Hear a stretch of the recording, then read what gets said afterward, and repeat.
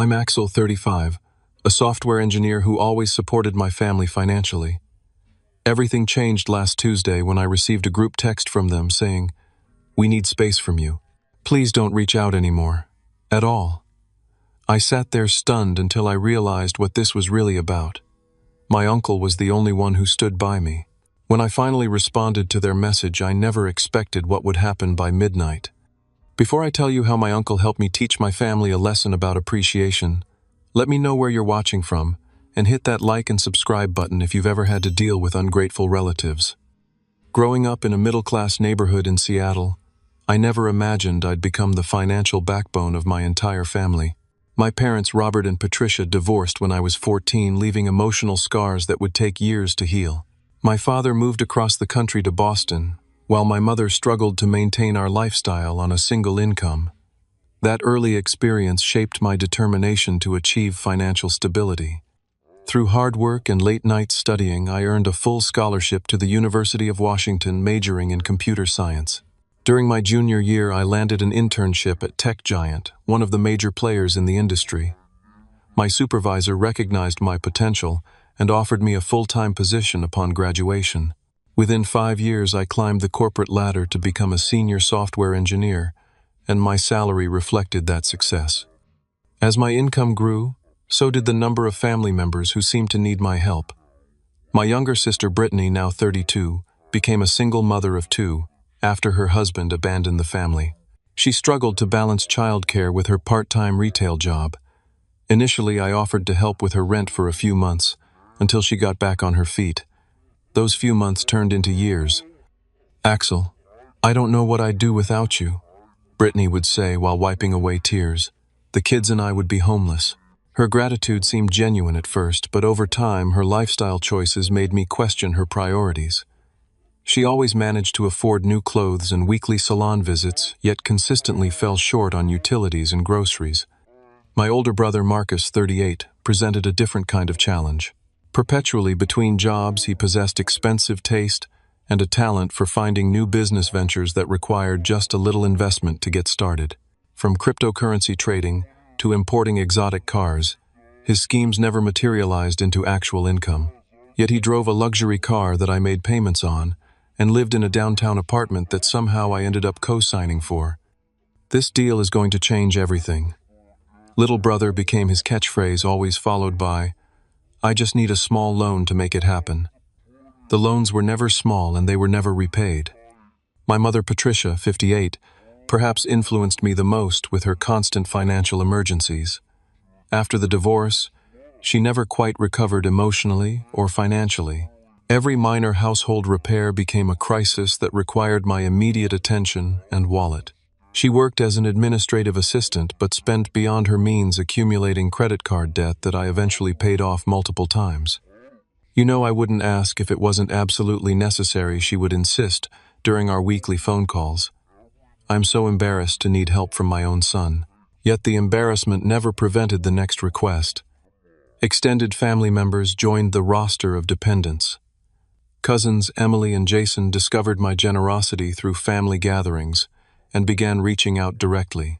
Emily needed help with college tuition. Jason needed bail money after a DUI.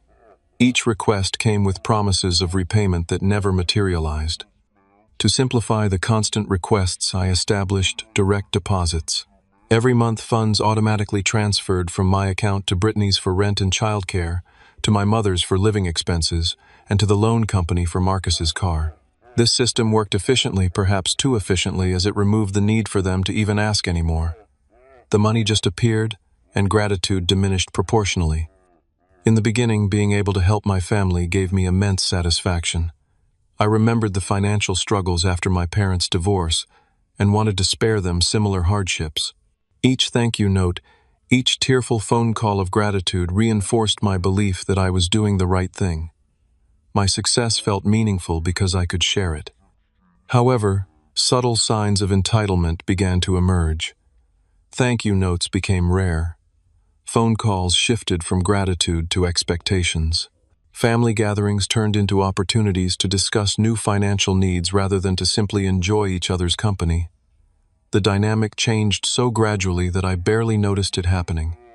Throughout all this, only one family member never asked me for money: my Uncle Liam, my father's brother. At 62, he had built his own successful construction business, from nothing, understanding the value of hard work and self-reliance. While we weren't particularly close during my childhood, our relationship strengthened after I began my career. "You can't buy love with money, Axel," he told me, during a rare private conversation at a family barbecue, "and what you give without expectations can become what they take without appreciation." I dismissed his warning at the time, confident in the strength of our family bonds. I believed my relatives appreciated my help and would do the same for me if our situations were reversed. Uncle Liam just nodded and said, "I hope you're right, son." I truly do. The software engineering job that funded everyone's needs demanded long hours and constant skill development. While my family members enjoyed weekends and holidays, I often worked through them to meet deadlines or learn new programming languages to stay competitive. The irony wasn't lost on me that the very people benefiting from my career often complained about how little time I spent with them.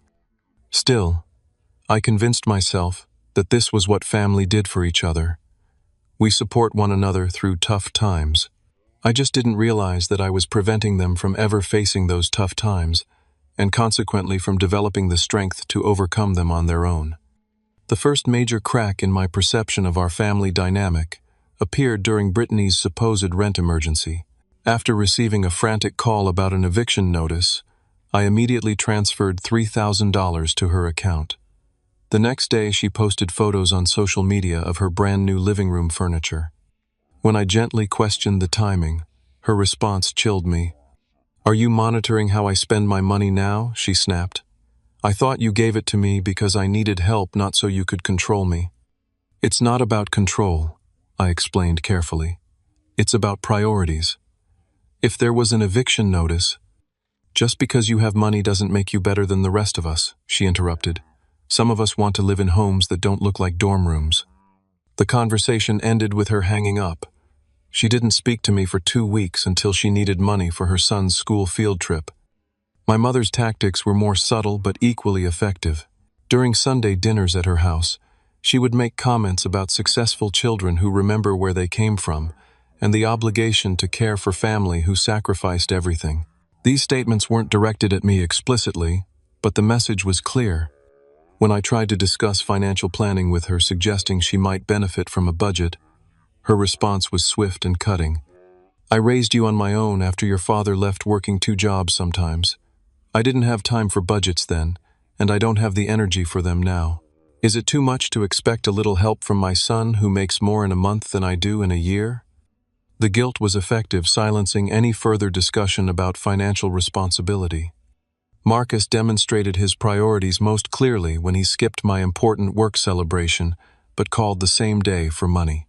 After 5 years at Tech Giant, I received a prestigious innovation award that included a significant bonus. The company hosted a formal dinner where I would give a speech. I invited my entire family months in advance. The day of the ceremony, Marcus texted, "Can't make it tonight. Something came up with a potential investor. Need $2,000 for a business dinner to seal the deal. We'll pay back double next week." I sat at a half-empty family table during one of the proudest moments of my career. After receiving my award, I checked my phone to find 3 more messages from Marcus asking if I'd sent the money yet. There was no mention of the award or any congratulations. I transferred the funds during the dessert course, feeling a hollowness that the recognition from colleagues couldn't fill. Marcus never mentioned repayment again, and when I brought it up weeks later, he acted surprised that I would nickel and dime my own brother. These incidents accumulated like small weights on my shoulders. My cousin Jason borrowed my vacation cabin without permission and left it trashed. My mother told relatives I was paying for a family reunion before consulting me. Brittany enrolled her children in expensive private lessons, then called me crying when she couldn't cover the costs. Each time I expressed concern about these behaviors, I became the villain in their narrative. I was stingy, controlling, or forgetting where I came from. The only person who seemed to understand was Uncle Liam, who had watched the situation develop with growing concern. Thanksgiving dinner became the setting for our first major confrontation. Marcus arrived driving a newer, more expensive car than the one I was making payments on. When I questioned him about it, he shrugged. It's a lease. No big deal. But I'm still paying for the other car I pointed out. Which I'm selling next week, he assured me. The market's good right now. During dinner, the conversation turned to Marcus's job search, which had supposedly been ongoing for 6 months. When I suggested he might need to lower his expectations and take something to pay the bills while looking for his ideal position, the table went silent. Not everyone gets lucky with a cushy tech job, he replied coldly. Some of us have to wait for the right opportunity. It's not about luck, I countered. It's about showing up and doing the work even when it's not perfect. My mother intervened then. After all we've done for you, Axel, I didn't raise you to be judgmental. The phrase stunned me into silence. After all they had done for me, I looked around the table at the family I had been supporting for years and realized they had somehow reversed our roles in their minds. Somehow, I had become indebted to them, not the other way around. After dinner, Uncle Liam pulled me aside to the garage while I was grabbing more drinks from the cooler. You see it now, don't you? He asked quietly. See what? The trap you've built for yourself. He leaned against my car. They don't see your money as help anymore. They see it as an obligation, as something they're entitled to. They're family, I protested weakly. Yes, they are. And families should lift each other up, not drain each other dry. He placed a hand on my shoulder. Your money isn't helping them become better people, Axel. It's helping them stay exactly where they are. His words stayed with me long after the holiday ended. I began to notice more clearly how one-sided our relationships had become. Phone calls that only came when bank accounts ran low. Invitations to events that always seemed to include some unexpected expense. The lack of interest in my life, my achievements, or my struggles. After careful consideration, I decided to slightly reduce my financial support, not out of spite, but out of genuine concern for their independence. I decreased the direct deposit amounts by 20% and informed each family member individually, explaining that I was reallocating some funds toward retirement planning, but would continue to help with essentials. The reactions ranged from cold acceptance to outright accusations of abandonment. None acknowledged that I had been supporting them for years or that I was still providing substantial assistance. Instead, they focused entirely on what was being taken away. That was the moment I should have recognized the true nature of our relationships, but family ties are powerful. I convinced myself that they just needed time to adjust, that their reactions came from fear rather than entitlement. I wanted to believe we could find a healthier balance. I was wrong. Spring arrived with warming temperatures and increasingly chilly family interactions. The 20% reduction in financial support had created an undercurrent of resentment that surfaced in passive-aggressive comments and subtle digs at family gatherings. Despite this tension, the requests continued growing more extravagant rather than more modest. Brittany called one April morning while I was preparing for an important client meeting. I've been thinking about taking the kids to Disney World this summer, she announced without preamble. They've been through so much with the divorce, and I want to give them some happy memories. That sounds nice, I replied cautiously. Have you been saving up for it? Her laugh had a brittle edge. On my salary, very funny. I was hoping you could help make this happen for them. They're your niece and nephew, after all. Brittany, I'm already covering your rent, which is 3 weeks overdue according to your landlord who called me directly yesterday. Silence fell between us. Then, so you'll pay for a roof over our heads, but not for any actual joy in our lives. That's pretty controlling, Axel. The conversation deteriorated from there, ending with her accusation that I cared more about money than family. After she hung up, I sat at my kitchen counter, coffee growing cold, and wondered when helping had transformed into an obligation to fulfill every wish. Marcus created his own crisis 2 weeks later when he borrowed my car without permission. I had given him a spare key for emergencies years ago, a decision I immediately regretted when I walked to my empty parking space that Saturday morning. My calls went unanswered until late that night when he finally responded. Relax, I needed it for an important meeting. My lease car is in the shop. You can't just take someone's car without asking Marcus. You weren't using it, he countered. Besides, we're brothers. What's yours is mine, right? When he returned it the next day, the front bumper was damaged and the gas tank empty. He handed me the keys with a shrug. Some idiot backed into me in a parking lot. I got their information, though. He hadn't. There was no information, no insurance claim, just an expectation that I would handle it. The repair cost $700 and added to my growing frustration. Yet each time I considered cutting financial ties, completely guilt prevented me. These were people I'd known and loved my entire life. Could I really turn my back on them when they needed help? My mother escalated matters by involving extended family. After I questioned a particularly large withdrawal she'd made from the account I maintained for her, she called my aunts and uncles to complain about my controlling behavior. Family members I rarely spoke with began sending messages expressing disappointment in how I was treating my mother. "Your father left her with nothing," my Aunt Sophia reprimanded in a lengthy email. "The least you can do is make her golden years comfortable." None of these relatives offered financial assistance themselves, of course. Their contribution was limited to judging my perceived inadequate generosity from a safe distance. The situation reached a breaking point during a family gathering to discuss my cousin Anthony's upcoming wedding in Hawaii. The event was planned at an exclusive resort with a minimum 5-night stay requirement. As everyone settled in my mother's living room with drinks and snacks, I had brought the conversation quickly turned to logistics.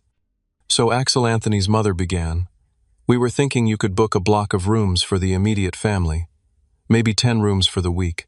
The resort offers a slight discount for bulk reservations." I nearly choked on my drink. 10 rooms at a luxury resort for a week, that would cost a fortune. "Well, you're the one with the fortune," Marcus quipped, earning chuckles from around the room. "I'm happy to pay for my own room," I clarified, "but I can't cover everyone's stay. That would be thousands of dollars." An uncomfortable silence fell over the gathering. My mother cleared her throat. "We just assumed, since you're always so generous, and this is a special family occasion. I think everyone who wants to attend should contribute what they can." I suggested reasonably, "We could look for package deals or more affordable accommodations nearby." The temperature in the room seemed to drop 10 degrees. Brittany muttered something about typical behavior. Marcus rolled his eyes dramatically. My mother looked at me as though I had suggested canceling Christmas. "Some of us don't have the luxury of tech salaries," Anthony's father said pointedly. "We might not be able to attend if we have to pay our own way." The implication was clear: if I didn't pay, I was preventing family members from attending an important event. Their financial limitations were somehow my responsibility. I stood firm, offering to help research affordable options but refusing to foot the entire bill. For the remainder of the gathering, I was treated with cold politeness, excluded from conversations, and left sitting alone while others chatted in smaller groups. As people began leaving, Uncle Liam approached me on the porch. "Got a minute to talk?" We walked to the end of the driveway, away from curious ears. "You're seeing it clearly now," he said. It wasn't a question. They expected me to spend over $20,000 without even discussing it first, I replied, still stunned by the assumption. Uncle Liam nodded. "I went through something similar years ago with my brother-in-law's family. Started with small loans, escalated to vacations and second mortgages." He looked at me directly. "Want to know how it ended?" "How?" "With me bankrupt, and them finding another relative to leech from." He placed a hand on my shoulder. "The moment I couldn't provide anymore, I discovered what I meant to them, and it had nothing to do with who I was as a person." His words resonated with my growing suspicions. Over the following weeks, the backlash from the Hawaii discussion manifested in missed family dinners where I was accidentally not informed of time changes, social media posts about selfish people who hoard their blessings, and direct messages from relatives expressing disappointment in my changed attitude. The resentment I felt began to overshadow the guilt. I'd worked incredibly hard for my success, often at the expense of my own well-being. 60-hour work weeks, sacrificed vacations, constant skill development. None of this factored into my family's perception of my easy tech job. To them, money simply appeared in my bank account, and my reluctance to share it infinitely was a character flaw rather than a boundary. In a final attempt to establish healthy financial relationships, I invited my immediate family to dinner at a nice restaurant. I chose a private room where we could speak openly without disturbing other diners. After appetizers arrived, I broached the subject carefully. "I want to talk about our financial arrangements," I began. "I'm happy to help during true emergencies, but I think we need clearer boundaries about what constitutes necessity versus preference. Marcus scoffed before I could continue. Here we go, the money lecture. It's not a lecture, I insisted. It's a conversation I'm trying to have. A conversation where you dictate terms, Brittany countered. Because you have all the power. My mother sighed dramatically. I raised you to be generous, Axel. Your father was tight with money too, and look how that turned out. Each attempt to redirect the conversation constructively was met with accusations, comparisons, or outright dismissal. They weren't interested in finding a sustainable arrangement. They wanted the status quo where their financial needs were met without question or limitation. I left the restaurant feeling defeated, questioning whether any relationship could survive such fundamental disconnection. On the drive home, I called Uncle Liam, the only family member who seemed to understand my position. They don't want to hear it, I told him, hands gripping the steering wheel tightly. They act like I'm being cruel for wanting some accountability. Because accountability threatens the arrangement, he replied simply. You're asking them to acknowledge that they're dependent on you, and that's uncomfortable for their pride. What would you do? I asked, genuinely seeking guidance. He was quiet for a moment. I'd consider what these relationships are costing you beyond just dollars, and whether what you're receiving in return is worth that price. That night I couldn't sleep. I reviewed years of one-sided giving, of missed appreciation of relationships that seemed to exist only when financial needs arose. The weight of it all felt suddenly unbearable. Something needed to change, but I never imagined how dramatically that change would arrive. Tuesday morning dawned bright and clear, a beautiful May day that gave no indication of the storm about to break in my life. I had an early meeting with my development team, followed by a lunch presentation for potential clients. The day was packed with responsibilities and deadlines, my mind focused entirely on work as I showered and dressed. At 7:32, my phone chimed with a group text notification. Seeing my family members' names in the group, I assumed it was about an upcoming birthday or holiday planning.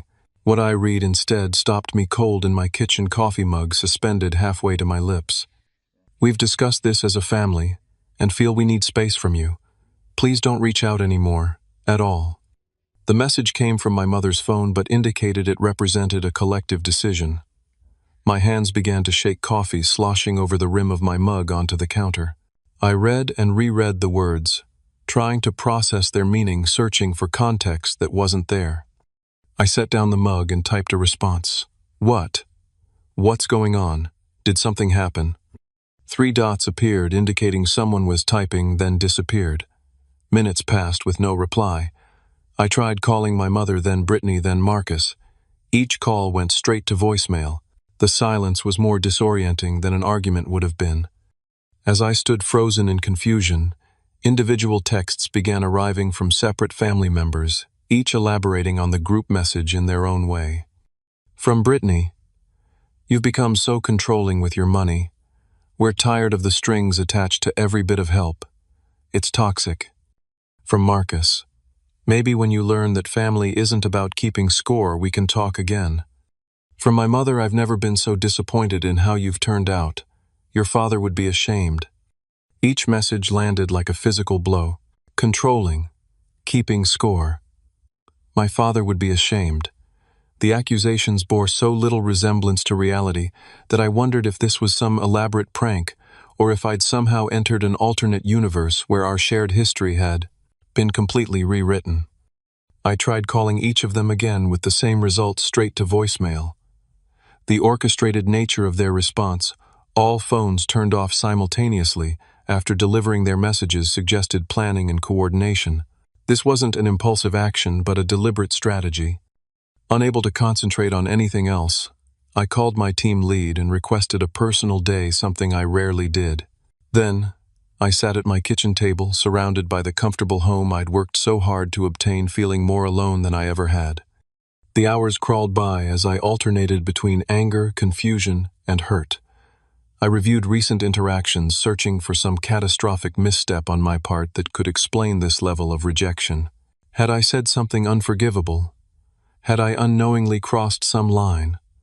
The only consistent issue had been my attempts to establish reasonable financial boundaries. As evening approached, my phone rang, startling me from the daze I'd fallen into. Uncle Liam's name appeared on the screen and I answered immediately. "Hey Axel, just checking in. Haven't heard from you in a few days." The concern in his voice broke something in me. I found myself explaining the morning's events, my voice unsteady as I recounted the text messages and silent phones. "I'm coming over," he said simply. "Give me 30 minutes." True to his word, Uncle Liam arrived carrying a six-pack of craft beer and a determined expression. He listened without interruption as I showed him the messages and described my confusion. "I suspected something like this might happen," he said finally, but not quite so dramatically. "You knew they'd cut me off?" I asked, bewildered. "Not specifically, but I overheard something at your cousin Rebecca's baby shower last weekend. I was in the hallway when I heard your name mentioned in the kitchen." He took a sip of his beer. "Your mother was telling Brittany and some others that you needed to be taught a lesson about withholding support." The revelation hit me like ice water. They planned this. As a lesson. Uncle Liam nodded grimly. "From what I gathered, they expected you'd panic at being cut off and come begging for reconciliation. Your mother specifically said something about you remembering what family really means when you have no one to call." The calculated cruelty of it staggered me. These people who claimed I was controlling had orchestrated an elaborate emotional manipulation to force me back into financial submission. The irony would have been laughable if it weren't so painful. "They've been bad-mouthing you at family events for months," Uncle Liam continued, "creating a narrative about your greed and controlling behavior to anyone who'll listen. Most people see through it, but some have bought into it." As this information sank and something shifted inside me, the hurt began to crystallize into clarity. What I had mistaken for family bonds had been financial dependence disguised as love. The people who should have cared most about my well-being were willing to inflict emotional pain to maintain their access to my resources. "What should I do?" I asked, not really expecting an answer. Uncle Liam considered for a moment. "What do you want to do?" The question was simple but profound. For years my actions had been guided by obligation, guilt, and the desire to be the good son, the supportive brother, the generous relative. I had never really considered what I wanted from these relationships.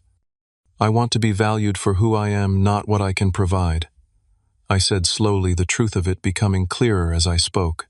"I want relationships based on mutual respect and actual love, not financial transactions dressed up as family obligation." Uncle Liam nodded. "Then, I think you have your answer." We talked late into the night, Uncle Liam sharing similar experiences from his past, helping me see the situation with greater clarity. By the time he left, I had formulated a response that was both simple and powerful in its implications. The next morning, I sent a single text to the family group. "Of course, I'll cancel my direct deposits first thing." 8 words that acknowledged their request for space, while also making clear the financial consequences of that request. No arguments, no emotional appeals, just a straightforward acceptance of the new terms they had established. The response was immediate and revealing. Within minutes of sending my brief response, my phone exploded with notifications. The same family members who had demanded space and refused to answer my calls were suddenly very eager to communicate. The dramatic shift would have been comical if it weren't so painfully transparent. From my mother: "That's not what we meant, Axel. We need space emotionally, but that doesn't mean you abandon your financial responsibilities." From Brittany: "You know I depend on that money for the kids. You wouldn't punish innocent children, would you?" From Marcus, real mature: "Using money as a weapon proves exactly what we've been saying about you." The contradictions were stunning. According to their original message, they wanted no contact at all, yet now they were arguing that this directive somehow excluded financial support. They had demanded complete space from me as a person, but expected my money to keep flowing freely. Uncle Liam called as the messages continued to accumulate. "How are you holding up?" he asked.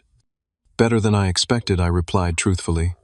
The clarity that had begun to form the previous night had solidified into resolve. They showed their true priorities pretty quickly. They certainly did. The approval in his voice strengthened my determination. "What's your next move?"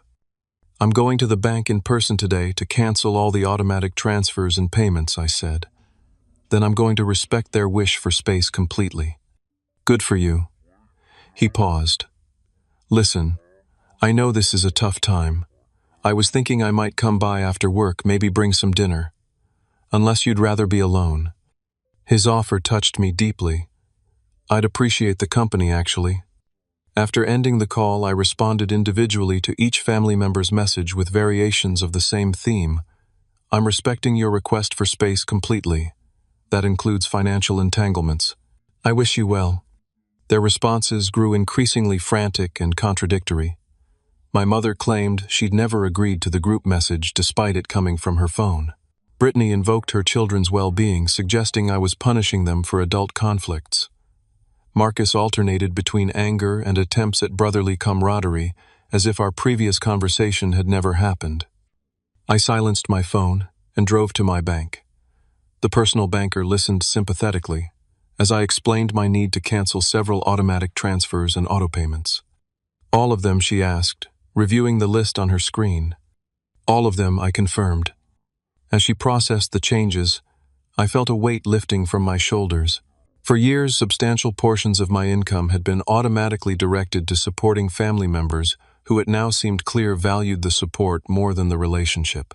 Taking back control of my finances was the first step toward establishing healthier boundaries. "These changes will take effect immediately," the banker informed me. "The scheduled transfers for next week won't process." I thanked her and left feeling both lighter and somehow stronger. On the drive home, I allowed myself to calculate roughly how much money I had been giving away monthly, nearly 40% of my take-home pay. The figure was staggering when viewed as a lump sum rather than individual transfers. My phone continued to buzz with messages and calls throughout the day, but I maintained my silence.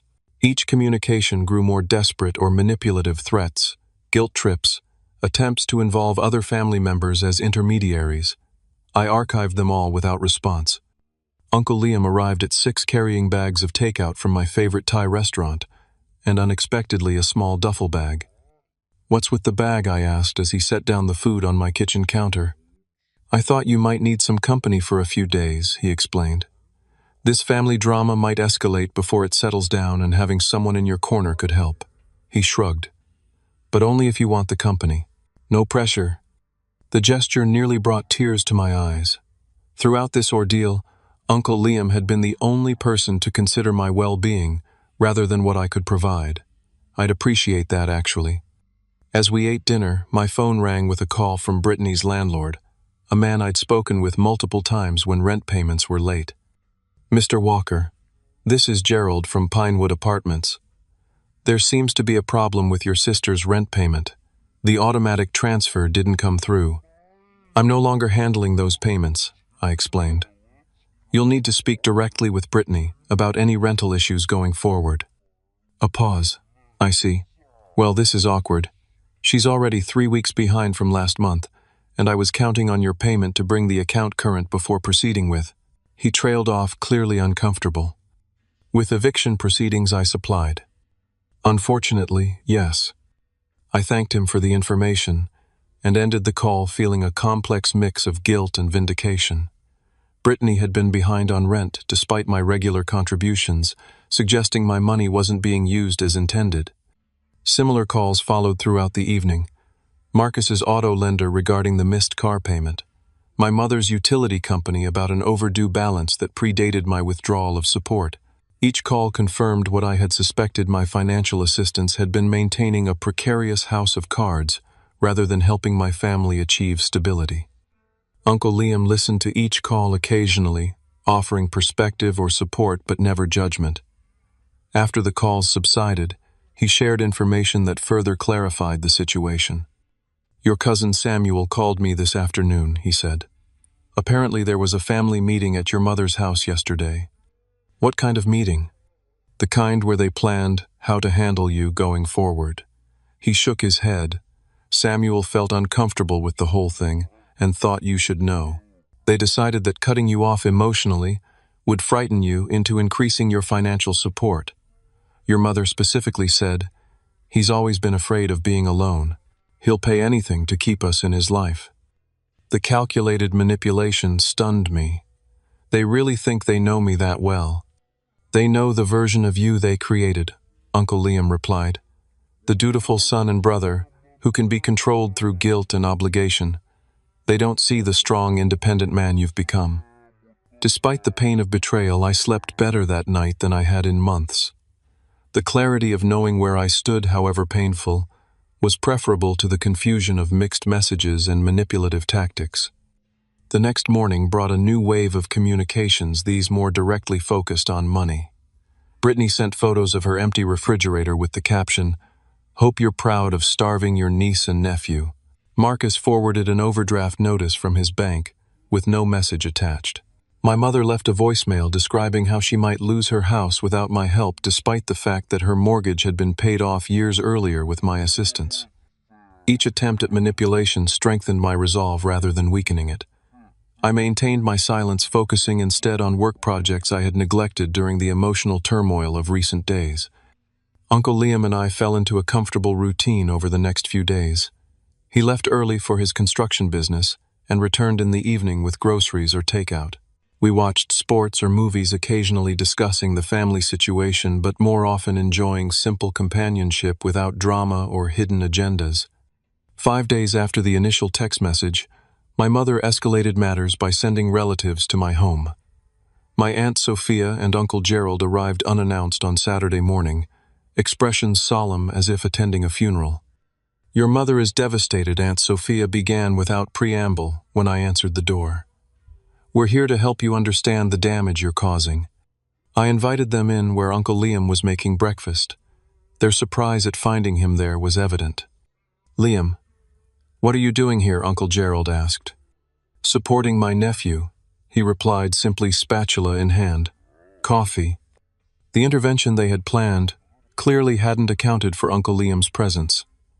Their rehearsed speech about family obligation faltered in the face of his calm support. After an awkward conversation where I maintained my position respectfully but firmly, they left with promises to pray for my return to reason. Later that day, Samuel sent a text warning me that the family had scheduled a larger intervention for that evening. "They're planning to show up at your place around midnight," he wrote. "Thought you should know." Uncle Liam and I discussed whether to be present for this confrontation or to avoid it entirely. After consideration, I decided to face them directly.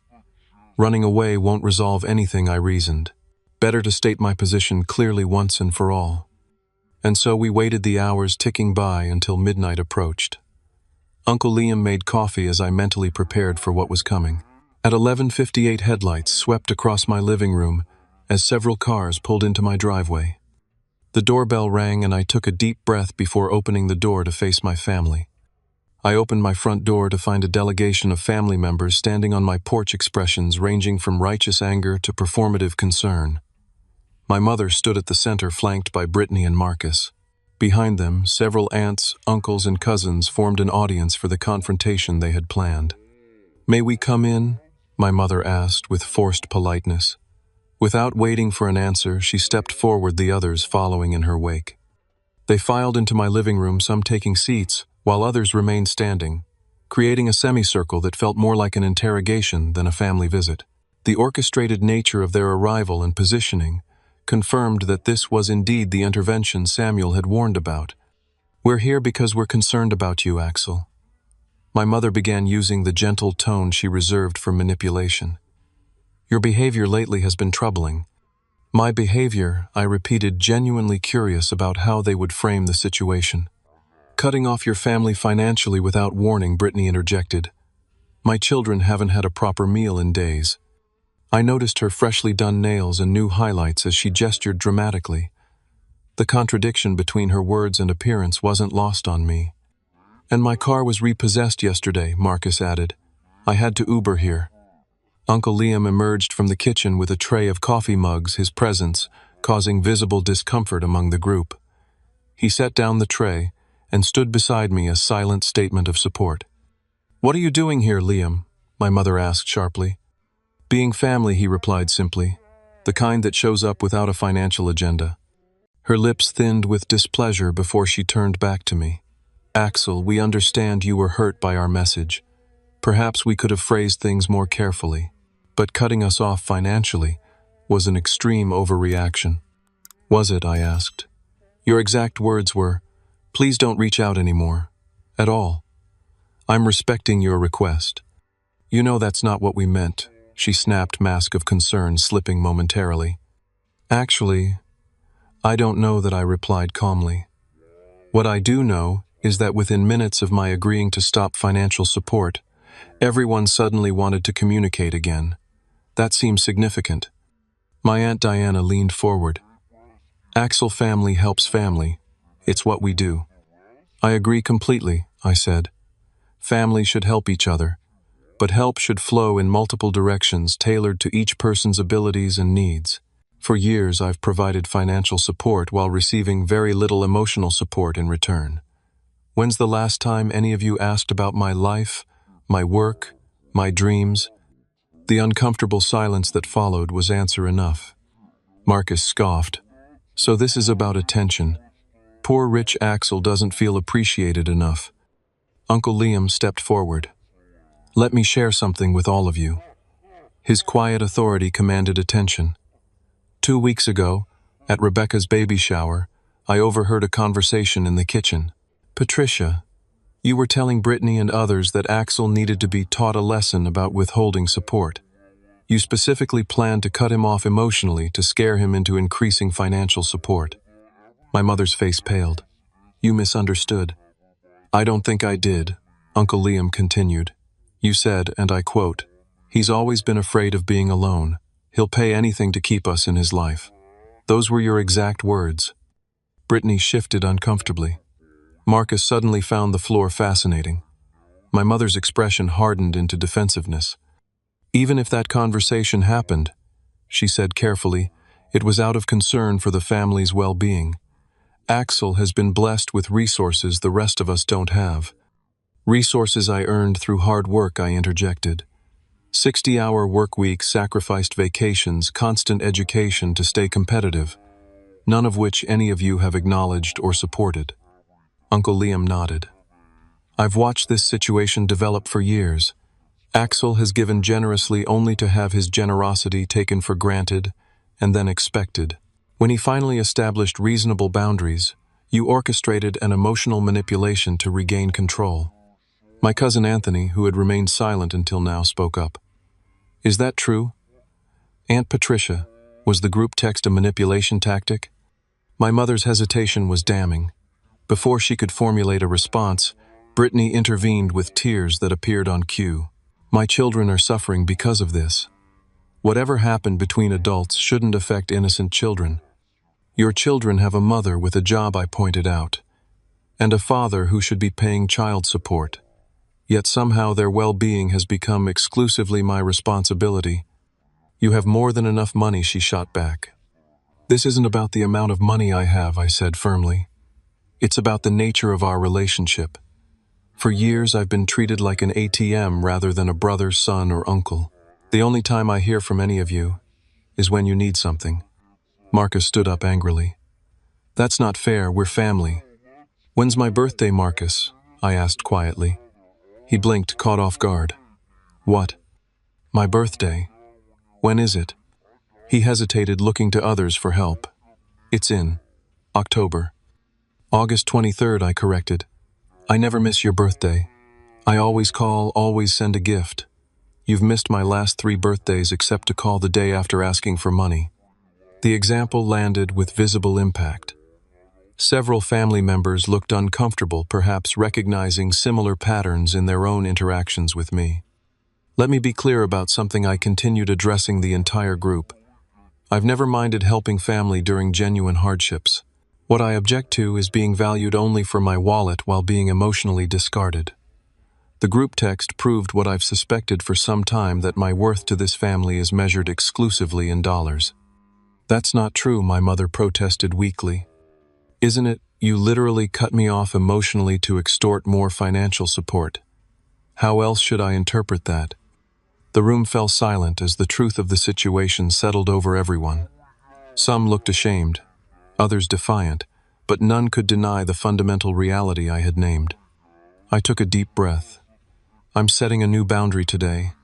I'm open to rebuilding relationships with anyone interested in actual family bonds based on mutual respect and care. But those relationships will no longer include automatic financial support or unconditional bailouts.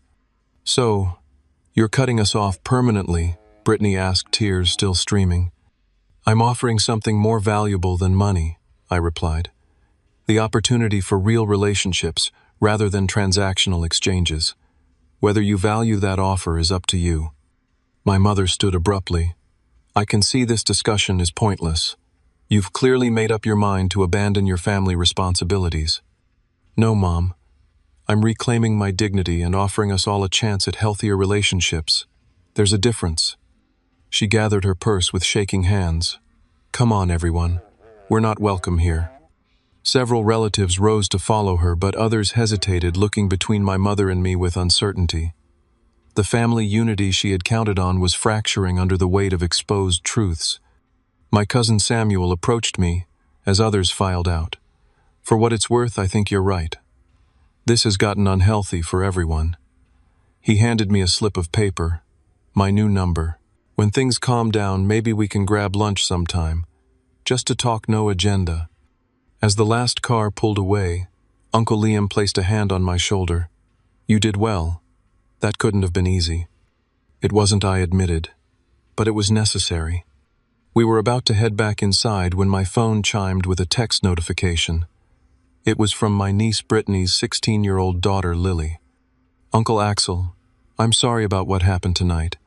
Mom wouldn't let me come, but I wanted you to know I understand why you're upset. They don't talk about you the same way when they need money versus when they don't. It's not right. I miss you. Her message brought the first tears of the night to my eyes. In the midst of all the manipulation and entitlement, this teenager had seen the situation with remarkable clarity. I typed a careful response, thanking her for her understanding, and assuring her that regardless of adult conflicts, I would always be her uncle and would always care about her. As Uncle Liam and I settled back in the living room, emotionally drained, but somehow lighter, he raised his coffee mug in a small toast. To boundaries, he said simply. I clinked my mug against his. To real family. The road ahead would be challenging, but for the first time in years it felt like I was moving in the right direction. 1 month passed since the midnight confrontation, a period of adjustment and reflection that tested my resolve but ultimately reinforced my decision.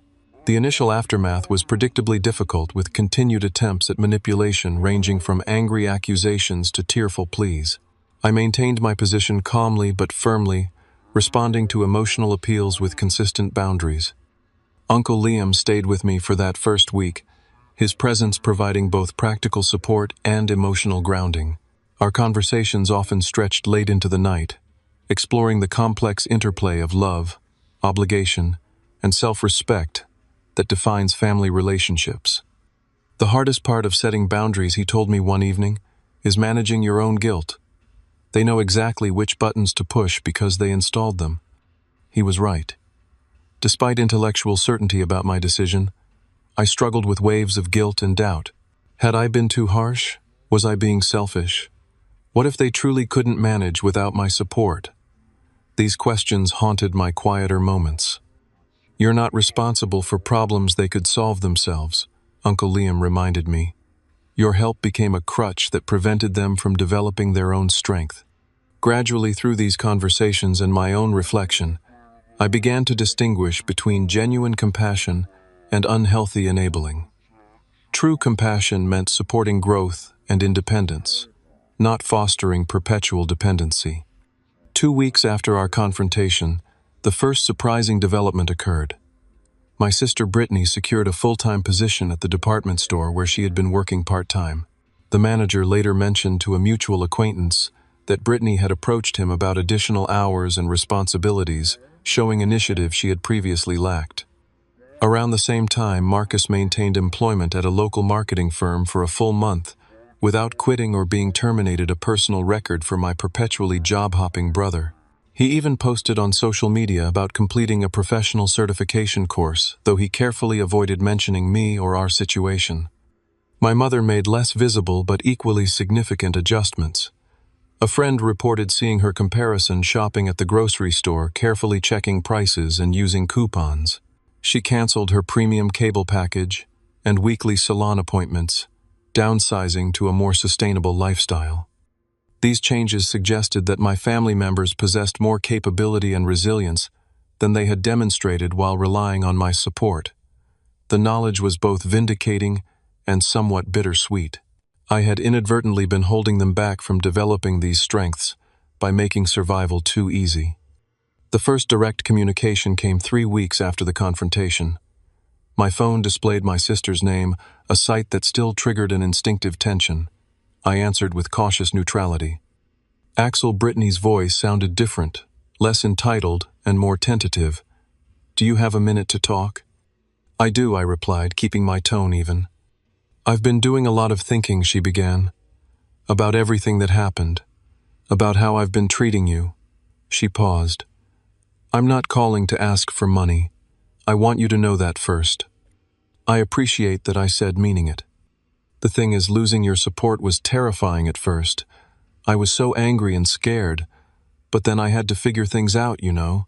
And I did. I got more hours at work. I created a budget for the first time in my adult life. I even applied for child support enforcement to make my ex contribute." Her voice strengthened with pride. "It's still hard, but it's my hard. Does that make sense?" "Perfect sense," I assured her. "I miss you," she admitted. "Not your money. You. The kids miss their uncle. I know I messed up, participated in something really manipulative. I'm sorry, Axel. Truly sorry." Her apology felt genuine, lacking the calculated quality of previous emotional displays. We talked for nearly an hour, establishing careful new parameters for our relationship. I made no promises of financial support, but agreed to Sunday dinner the following weekend, just the 4 of us. That dinner was awkward but healing. My niece Lily hugged me tightly upon arrival, whispering, "I knew you'd come back." Her younger brother Devon showed me his science project with enthusiasm that had nothing to do with money or adult conflicts. Brittany maintained her apologetic stance, but didn't pressure me for commitments. As I was leaving, she handed me a small envelope. Inside was a check for $200. "It's a start," she explained, "toward paying back what I owe you. It's not much, but I want you to know I'm serious about making things right." The amount was indeed small compared to years of support, but the gesture was meaningful beyond its monetary value. I told her I was proud of her efforts and the example she was setting for her children. Marcus took longer to reach out, his pride apparently more difficult to overcome. When he finally called, his approach was characteristically less direct than Brittany's. "So I got promoted," he announced without preamble. "Junior account manager. It's actually interesting work." "Congratulations," I said sincerely. "That's great news." "Yeah, well," he cleared his throat. "Turns out I'm pretty good at it when I actually try. Who knew?" A pause. "Anyway, I thought you might want to grab a beer sometime, just to catch up." The invitation lacked a formal apology, but represented a significant shift, nonetheless. Marcus had always defined himself in opposition to conventional achievement, perhaps to avoid competing with my career success. His willingness to share a professional accomplishment indicated growth. Our eventual meeting at a local brewery was less emotional than my reunion with Brittany, but equally important. Between discussions of sports and work, Marcus managed a gruff acknowledgement. "I was a jerk," he admitted, studying his beer intently. "Took advantage. Didn't appreciate what you were trying to do." Coming from my proudly unapologetic brother, this qualified as profound remorse. I accepted it as such. My mother proved the most resistant to change, her decades of established patterns harder to modify than my siblings' more recent habits. When she finally requested a meeting 2 months after the confrontation, her approach combined genuine regret with lingering entitlement. "I raised you better than to abandon family," she began when we met at a neutral coffee shop. "I never abandoned anyone," I replied calmly. "I stopped enabling financial dependence." She sighed, age showing in the lines of her face. "Perhaps I've been too reliant on your generosity. It's difficult to admit one's children have surpassed you." "It was never about surpassing, Mom. It was about balance and mutual respect." Our conversation proceeded cautiously, touching on deeper issues of identity and worth. My mother had defined herself as the family matriarch, the central figure around whom everyone revolved. My withdrawal of financial support had challenged that identity, forcing her to reconsider her role and value. "I do miss you," she admitted eventually. "Sunday dinners aren't the same without you arguing sports with your brother." "I miss those too," I acknowledged. "The dinners, not necessarily the arguments." We agreed to start with occasional shared meals, no financial discussions allowed. Progress with my mother would likely be measured in small increments, rather than dramatic breakthroughs. But even small steps represented movement in the right direction. Throughout this period of cautious reconciliation, Uncle Liam remained my most consistent support.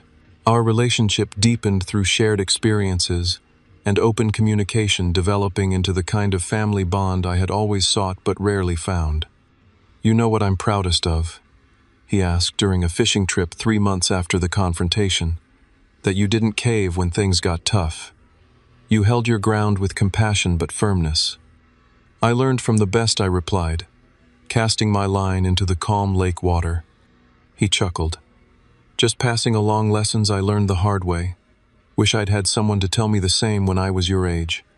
6 months after the midnight confrontation, we held the first full family gathering since the rift. The atmosphere contained lingering tension, but also genuine warmth that had been absent from previous gatherings. My financial status remained a topic carefully avoided, replaced by discussions of work achievements, children's activities, and community events. I noticed subtle but significant changes in family dynamics. My opinions were sought on non-financial matters. Conversations continued when I stepped away, no longer revolving exclusively around my presence. Family members made efforts to contribute to meals and activities, rather than assuming I would cover all expenses. Most importantly, I found myself enjoying their company again. Without the constant undercurrent of financial expectation, I rediscovered the genuine connections that had been obscured by transactional interactions. My niece and nephew ran to greet me with hugs that wanted nothing more than affection. My sister shared work stories with pride in her growing independence. Even my mother seemed more present, less focused on securing resources and more engaged with the actual people around her. The experience taught me valuable lessons about the complex relationship between money and love.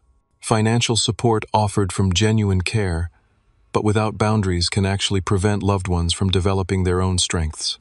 True generosity sometimes means withholding immediate help to facilitate long-term growth. And most importantly, relationships worth having must be built on mutual respect and reciprocity, not one-sided giving or taking. I continue to help with genuine emergencies, carefully distinguished from poor planning or entitled expectations. When my nephew needed emergency dental surgery, I contributed to the unexpected expense. When my sister's car required repairs to get her to work, I helped research affordable options rather than simply writing a check. These instances of targeted, thoughtful assistance feel entirely different from the previous pattern of dependency. The journey hasn't been perfect. Old patterns occasionally resurface, requiring gentle but firm reinforcement of boundaries. Some extended family members still maintain distance, perhaps uncomfortable with the mirror my experience holds up to their own relationships. But the core connections have not only survived but strengthened through honest confrontation and genuine change. Uncle Liam, my steadfast ally throughout this transformation, perhaps summarized it best during a recent conversation on my back porch. "You know, sometimes losing what you thought you had leads to gaining what you truly need," he observed as we watched the sunset. "You thought you were losing family, but you were actually finding it the real version, not the counterfeit." His words resonated deeply with my experience. By releasing unhealthy patterns and expectations, I had created space for authentic connections to develop. The family I have now might be smaller and less demanding, but it's infinitely more genuine and mutually supportive. Have you ever had to set difficult boundaries with family members who took your generosity for granted? I'd love to hear your experiences in the comments below. If this story resonated with you, please hit the like button and subscribe to the channel for more real-life stories about overcoming family challenges. Share this video with someone who might need to hear that setting healthy boundaries isn't selfish. It's sometimes the most loving thing you can do.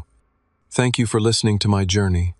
And remember that true family is measured by mutual respect and love, not by financial transactions or obligations.